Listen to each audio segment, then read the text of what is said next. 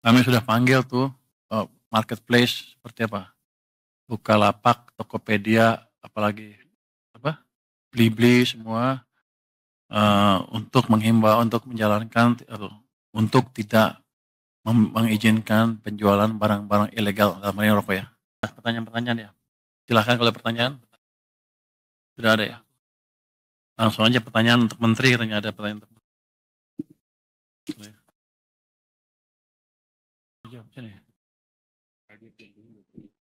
Saya dulu habis itu saya bisa santai.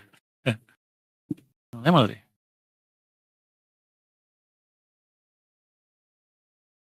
Menq ini ada 3 pertanyaannya. 3 ya. Yang pertama, Pak Purbaya, kabarnya seluruh Dirjen Kemenkeu mau diganti, kecuali DJP. Ini beneran Pak? Dari Kontan ya? Mana Tia Kontan? Tia Kontan mana? Nggak di sini orangnya. Dari Kontan mana? Tia Kontan? Mana? Kamu? Oh, kamu dekat dari mana? Hebat juga kamu, saya belum ngapa-ngapain, dia udah mutusin duluan. Dari Pak Sekjen ya? Tuh Pak Sekjen, kamu yang bocorin. Gua belum mikir apa-apa udah kayak gitu. Jadi belum ada keputusan apa-apa Mbak. Itu apa? Itu gosip. Oh, dia udah deg-degan semua tuh. Deg-degan semua. Mbak Tia jangan nyebarin gosip dong. Enggak, belum ada tindakan apa, belum ada keputusan apa-apa. Seluruh dirjen akan diganti kecuali DJP. Sekjen nggak masuk. Berarti sekjen yang nulis nih. Lu yang nulis lu. Yang pertanyaan kedua untuk saya ya. Wacana pembentukan Badan Penerimaan Negara BPN masih ada di RKP evaluasi. Apakah pembentukan BPN akan dieksekusi tahun ini? Ini oleh Maulana Investor Trust. Mana orangnya? Ada Maulana? Oh itu. Kenapa nggak berani gini? Pengen nanya tapi nggak berani ini, nggak ngaku ya. Takut ya. Jadi kelihatannya sih sampai saat sekarang saya belum memikirkan apakah ada badan penerimaan negara atau belum. Apalagi mengingat orang yang ngurus itu mau pindah bentar lagi.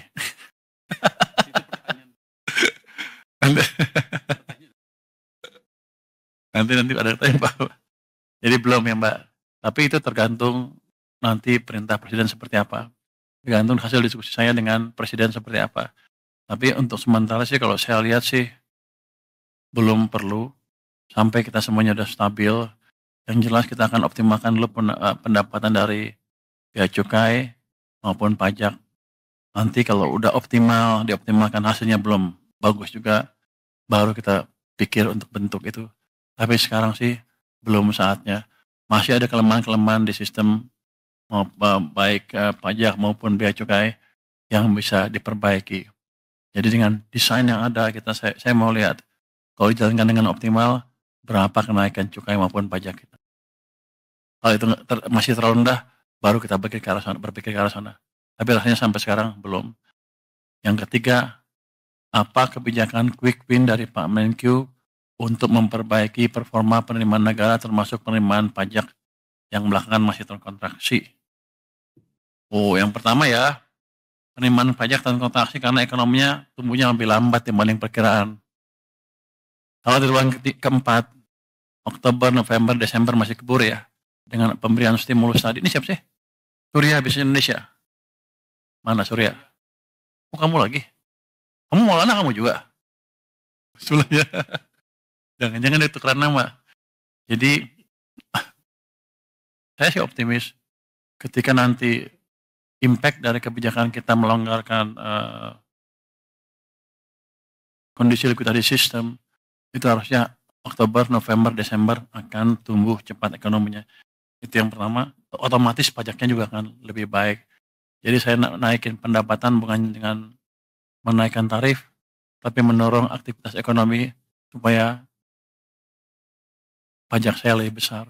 Anda juga nggak kerasa bayarnya, kira-kira. Tapi kalau ekonominya tumbuh kenceng kan, Anda bayar pajaknya happy, ya kan? Itu yang kita kejar. Yang kedua, kita punya list 200 penunggak pajak besar itu yang sudah inkrah. Kita mau kejar dan eksekusi, itu tagihannya sekitar 50 sampai 60 triliun rupiah. Dalam waktu dekat ini akan kita tagih dan mereka nggak akan bisa lari. Yang berikutnya kami juga melakukan penegakan hukum ya untuk serius non-compliance dengan memakai kerjasama dengan Kejaksaan Agung, Polisi, KPK, dan PPATK. Terusnya ada pertukaran data juga dengan kementerian lembaga untuk mempermudah kami menarik pajak ya. Kemudian Cortex. Tadi saya minta Dirjen Pajak untuk tulis. Di sini nggak ada Cortex. Kenapa nggak ditulis? Pada dasarnya saya akan lihat Cortex seperti apa. Keterlambatan dari Cortex akan kita perbaiki secepatnya dalam waktu 1 bulan harusnya bisa. Itu IT, problemnya IT. Nanti saya bawa jago-jago IT dari luar yang bisa memperbaiki itu dengan cepat. Terus untuk cukai, kan kemarin saya ngomong tentang cukai rokok itu ya. Kami sudah panggil tuh marketplace seperti apa? Bukalapak, Tokopedia, apalagi Blibli semua untuk menghimbau untuk menjalankan atau untuk tidak mengizinkan penjualan barang-barang ilegal dalam hal ini rokok ya. Nanti yang lain juga.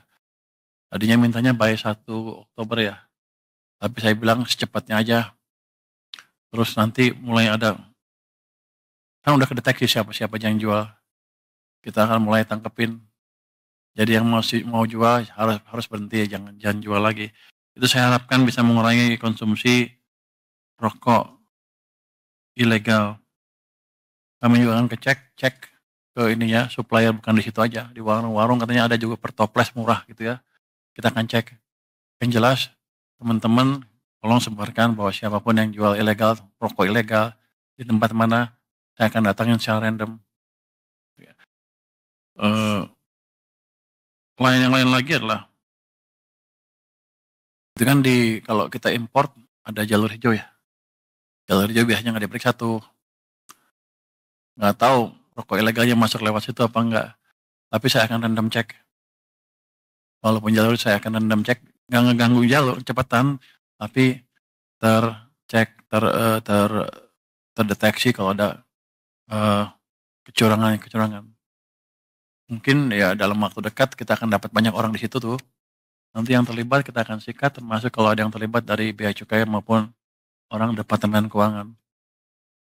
Tapi saya harapkan dengan itu nanti 3 bulan ke depan sudah hilang. Karena kan siklus impor kan 3 bulan kira-kira ya. Jadi kita harapkan semuanya mengikuti aturan yang ada dengan benar. Jangan coba-coba mengakai lagi aturan impor yang ada di sini. Itu mungkin short term quick win yang akan kita desain dalam waktu 1 bulan ke depan. Terima kasih.